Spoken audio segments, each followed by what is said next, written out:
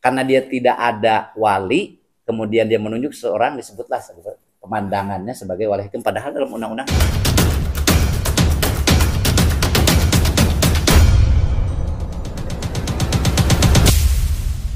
sesuai dengan agenda sidang hari ini memang majelis yang menyidangkan perkara Rizky itu tentang isbat nikahnya itu, jadwal hari ini adalah pembacaan hasil musyawarah majelis gitu ya.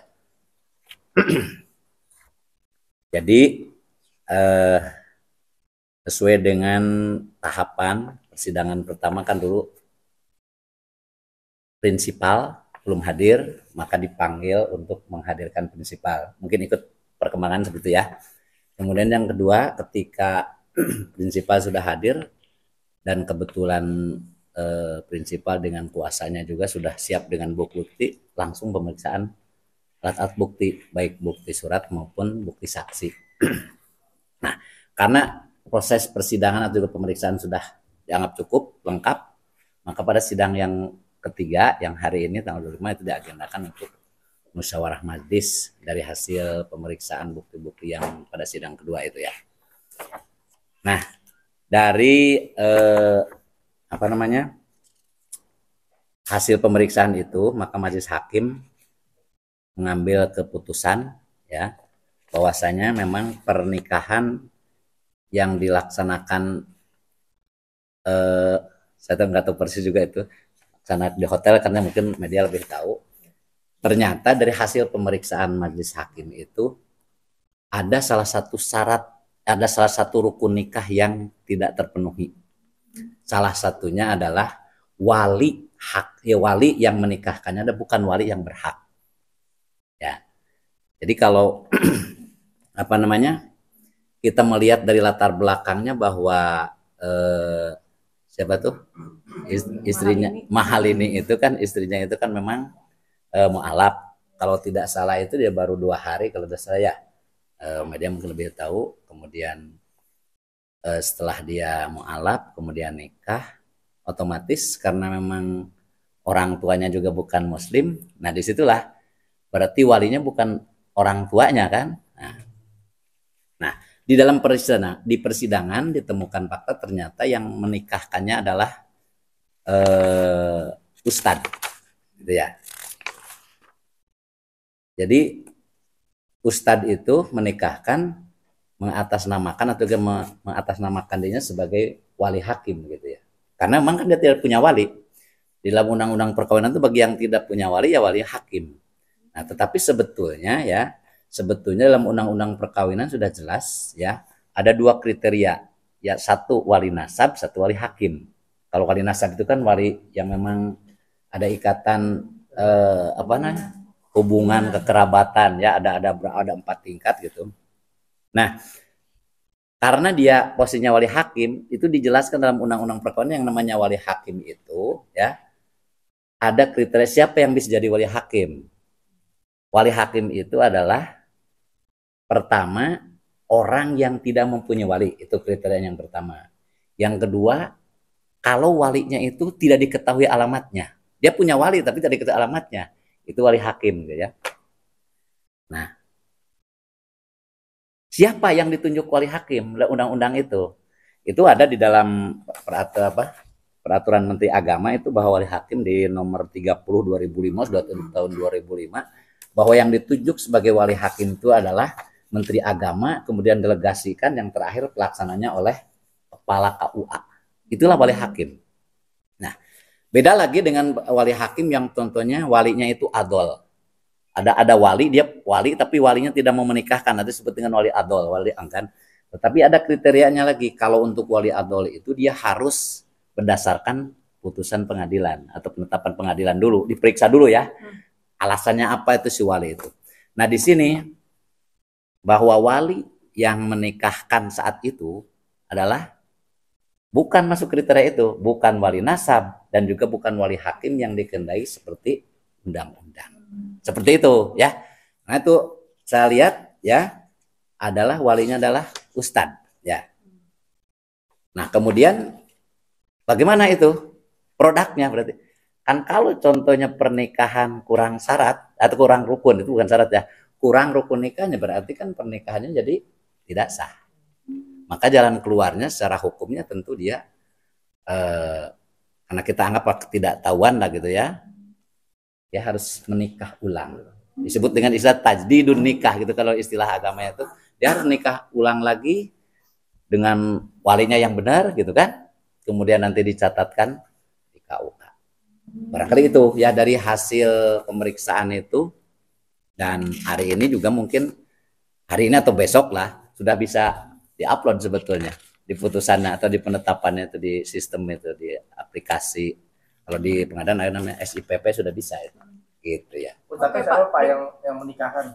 Kalau dalam waktu pemeriksaan itu namanya Ustadz Yahya MY. Ya kami nggak tahu, cuma Ustadz Yahya MY itu ada.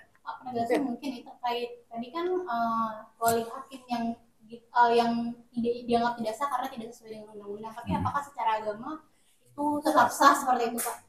Nah justru itu ya.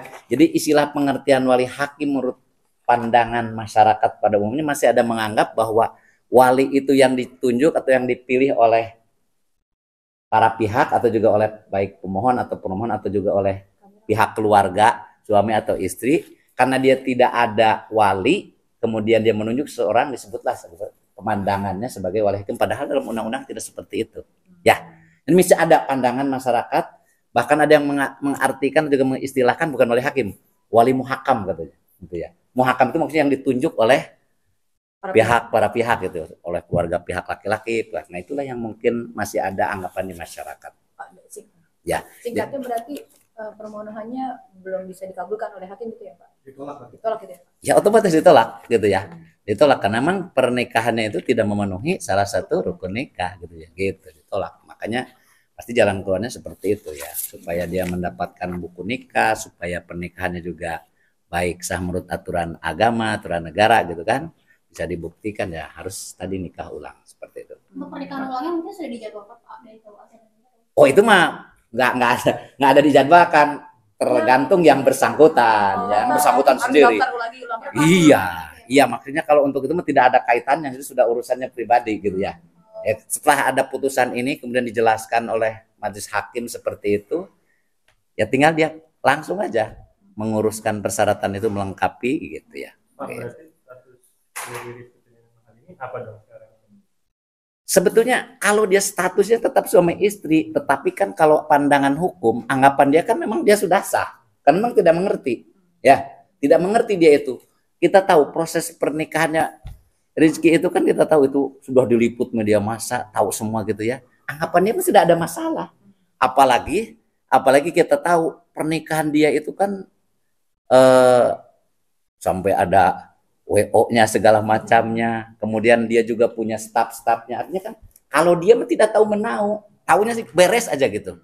Ya, nah ini mungkin yang ketemu di persidangan juga, yang ada fakta di persidangan bahwa pernikahan itu ya sebetulnya Rizky nggak salah. Keluarga itu kan dia sudah nyerahkan. Silahkan uruskan perkawinan saya itu dari mulai istilahnya tuh dari pengurusan persyaratannya sampai prosesi pernikahannya. Kalau menurut kami ya melihat itu, dia mah tidak tahu menau, taunya beres, sudah lengkap semuanya. Sampai kepada tadi itu menunjuk walinya, wali ustadz juga mungkin bagi dia mah karena memang tidak punya wali kan, dianggapnya mungkin menurut dia masa. Nah itulah kalau secara hukum ya, ketika orang itu tidak tahu, tidak bisa dihukumi dia salah. Karena memang tidak tahu kan, anggapan dia tuh mungkin keluarga Rizky juga semuanya, kami nggak tahu. Setelah datang ke pengadilan barulah tahu, oh ternyata prosesi kemarin itu adalah salah. Karena apa? Itu mestinya kan diurus sendiri, ya kan? Urusannya pribadi, uruskan sendiri, termasuk ditunjuk oleh keluarganya. Ini siapa saksinya, siapa walinya. Tidak bisa urusan begitu diserahkan kepada WO, diserahkan kepada manajemen gitu. Kalau yang tertangkap gitu ya, antara manajemennya Rizky dengan WO-nya itu di proses pernikahan itu dia yang berperan. Nah itu yang ada tergambar di dalam proses persidangan seperti itu. Pak, hasil putusan ini sudah sampai ke... Sudah. Hari ini putusan pengadilan ya. Hari ini dibacakan ya. Hanya diberikan toleransi paling lama itu 24 jam. kami hari ini sidang nih, hari ini sidang ya, ada berapa 17 tuh putus. Itu harus diupload hari ini. Paling lambatnya besok. Jadi diberikan waktu 24 jam itu. Jadi artinya sudah masuk kalau media itu nanti mau melihat putusan seperti itu, isbatnya itu bisa. Untuk para pihak sendiri pemohon itu ada batasannya nggak Pak untuk dari putusan sidang itu keluar sampai akhirnya mereka untuk daftar ulang apa ada Kak? Oh nggak ada, itu mah nggak ada. Karena memang apa istilahnya kalau putusan pengadilan ini gitu kan, apalagi ini permohonan, kalau toh memang pun ada orang yang bandingnya, prosesnya kan kalau permohonan ya paling PK gitu ya. Ya tapi kan kayaknya tidak mungkin karena memang udah jelas gitu ya. Ada, itu udah ada kaitan, pokoknya sudah putusan itu untuk proses berikutnya silahkan tergantung yang bersangkutan. Ya, ketika dia menerima putusan pengadilan kan bisa saja menurut anggapan dia ini saya udah benar, udah sah dengan tadi pakai wali ustadz itu. Ya silahkan dibawa ini putusan pengadilan ini ya dengan tadi itu diuji di Mahkamah Agung nanti. Bisa. Secara hukum seperti itu kalau contohnya dia tidak terima gitu ya. Artinya tadi yang pertanyaan bahwa gimana status hukumnya, pandangan menurut hukum Islam, ya kita kan kalau namanya perbedaan pendapat itu juga tidak bisa dihukumi. Kalau kita di pengadilan ada undang-undang yang berbicara, ya aturannya sudah jelas, pasalnya sudah jelas seperti itu. Tapi kalau pandangan masyarakat itu pasti punya dalil-dalil tersendiri. Di pandangan ulama ini, pandangan ulama masih ada ya di masyarakat. Padahal kan kita adanya undang-undang sampai kompilasi hukum Islam tujuannya untuk menyatukan perbedaan pendapat yang banyak di masyarakat. Itu tujuannya ya. Ya jadi ya mudah-mudahan lah ini juga jadi pembelajaran bagi semuanya ya. Kalau ada kasus-kasus yang seperti itu bisa jadikan pelajaran. Memang Masya Allah perbuatan yang sakral ya, pernikahan kemudian prosesinya diserahkan kepada manajemen atau WO itu kan kayaknya kurang pas. Itu aja ya, artinya jadi pembelajaran bagi kita. Itu ada hal-hal yang sifatnya sakralnya itu pun harus langsung oleh orang yang bersangkutannya, mungkin nanya juga kepada yang berkompeten. Kalau contohnya kemarin saja ya, dia mungkin ya komunikasi dengan kepala KUA ya, nah gitu ya, tidak langsung kan kalau kesannya itu kayak seperti terburu-buru gitu ya. Itu mungkin tidak terjadi seperti ini. Perencanaan pernikahan sudah jauh hari, tapi prosesi yang sakralnya malah seperti itu ya. Ini mungkin bukan kasus ini, banyak juga di kasus-kasus yang lain. Nah itu mungkin kita dapat ilmu, dapat pengalaman atau pembelajaran dari yang terjadi ini. Seperti itu. Pak, kalau boleh tahu alat bukti sama saksi yang dihadirkan itu apa aja sih Pak? Dari pihak mereka? Alat bukti itu yang kemarin untuk proses persidangan itu yang pertama ya identitas para pihak, berarti kan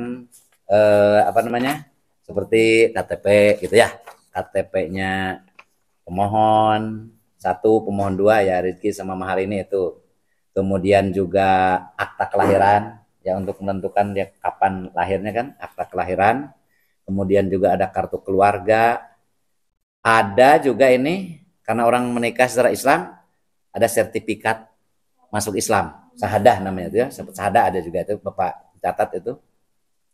Kemudian ketika dia memajukan perkara ke sini ada pengantar dari KUA bahwasanya pernikahan yang dia lakukan tidak tercatat di KUA. Makanya ada surat pengantar atau surat keterangan dari KUA Kecamatan Setiabudi gitu ya, bukti-buktinya. Ya, itu salah satunya bukti-bukti suratnya. Kemudian kalau saksi-saksinya itulah 2 orang saksi yang dihadirkan pada saat akad nikah. Dan ternyata kalau lihat dari identitasnya, dua-duanya adalah dari temannya pemohon. Berarti ini kan manajemen paling-paling gitu ya. Manajemen atau juga ya teman dekatnya. Bapak nggak tahu kan di sini. Cuma keterangannya adalah teman dekatnya. Gitu, 2 orang saksinya gitu. Artinya saksi pernikahan gitu ya. Berarti kedepannya dari para pemohon ini hanya tinggal untuk mengurus mereka pernikahannya ulang sampai pada akhirnya mengajukan lagi gitu ya Pak? Iya. Pak berarti bisa ditegaskan bahwa pernikahan Rizky Febian tidak sah secara agama maupun secara negara gitu. Iya. Secara agamanya karena kurang rukun nikahnya, bukan wali yang berhak menjadi wali. kemudian secara negaranya karena tidak dicatat. Benar gitu ya, karena memang pernikahan kalaupun jangankan ini kurang dari rukunnya, sudah lengkap rukun nikahnya juga kalau tidak tercatat kan mana buktinya? Orang nanya, udah nikah, mana buktinya kan nggak ada. Ah itulah. Jadi istilahnya kalau pengertian sah menurut negara itu anggapan bahwa secara hukum diakui dan bisa dibuktikan. Nah makanya itu di kompilasi hukum Islam pasal 7 disebutkan bahwasanya seorang mengatakan dianggap sah nikah itu satu ketika bisa dibuktikan dengan akta nikah gitu kan. Kalau belum bisa dibuktikan artinya pernikahannya itu belum diakui secara hukum gitu ya. Bahasan seperti itu ya. Oke ya. Pak, berarti wali nikahnya tuh seharusnya kepala KUA ya? Ya, betul ya. Ketika di dalam pemeriksaan kan kalau daftar KUA itu pemeriksaan bahwasanya tidak ada walinya, siapa walinya, maka di situ ada dokumen yang harus dilengkapi karena dia tidak ada wali, karena dia orang tuanya beda agama, nanti ada dokumen yang dipenuhi bahwa walinya itu adalah wali hakim. Ya, salah satunya tuh dalam peraturan Menteri Agama adalah wali hakim itulah kepala KUA. Di mana tempat dia melangsungkan pernikahan. Jadi kalau dia ini tempat tinggalnya di mana? Di Setiabudi berarti dia kepala KUA Setiabudi. Begitu ya. Oke.